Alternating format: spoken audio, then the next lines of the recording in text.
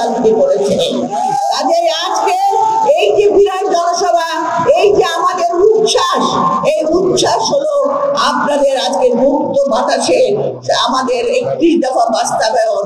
আমাদের শহীদ রাষ্ট্রপতি জিয়াউর রহমান যে বাংলাদেশ তৈরি করে গেছেন, যে প্রতিষ্ঠা করে গেছেন, সেই বাংলাদেশে আপনারা এক একজন সৈনিক হয়ে, জিয়ার সৈনিক, আমাদের দেশনেত্রী বেগম খালেদা জিয়ার সৈনিক এবং ভারপ্রাপ্ত চেয়ারম্যানের সৈনিক হয়ে আপনারা আজকে একত্রিত হয়েছেন।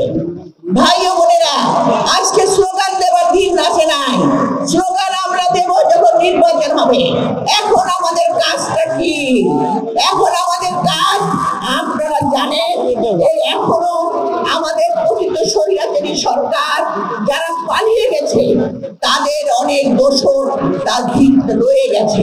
তারা আজকে ষড়যন্ত্র করছে এই বাংলাদেশের স্বাধীনতার বিরুদ্ধে, এই বাংলাদেশের জনগণের বিরুদ্ধে, আপনাদের বিরুদ্ধে, আমাদের বিরুদ্ধে, দেশের বেগম খালেদা জিয়ার বিরুদ্ধে, জনাব ভারপ্রাপ্ত চেয়ারম্যান জনাব তারেক রহমানের বিরুদ্ধে।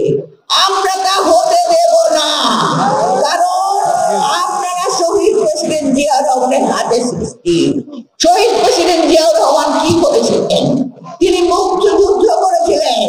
যখন ঠিক একইভাবে বাংলাদেশের জনগণ অসহায়, যখন গণহত্যা হচ্ছে, সেই সময় শহীদ প্রেসিডেন্ট জিয়াউর রহমান তিনি ঘোষণা দেন, আমি বিদ্রোহ ঘোষণা করলাম, বাংলাদেশ স্বাধীন হয়েছে, আসুন আমরা মুক্তিযুদ্ধ করে এ দেশকে স্বাধীন করি।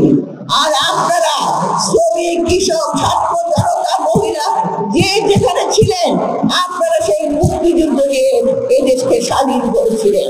সেই মুক্তিযুদ্ধে আমাদের চাওয়াটা কি ছিল? আমাদের চাওয়া ছিল সাম্য, মানবতা, গণতন্ত্র, মাথা তুলে বেঁচে থাকার অধিকার, কথা বলার অধিকার। এই কয়টার জন্য শহীদ প্রেসিডেন্ট জিয়াউর রহমান সেদিন যুদ্ধ করে দেশকে স্বাধীন করে আমাদের যখন তিনি তার ব্যারকে ফিরে গিয়েছিলেন।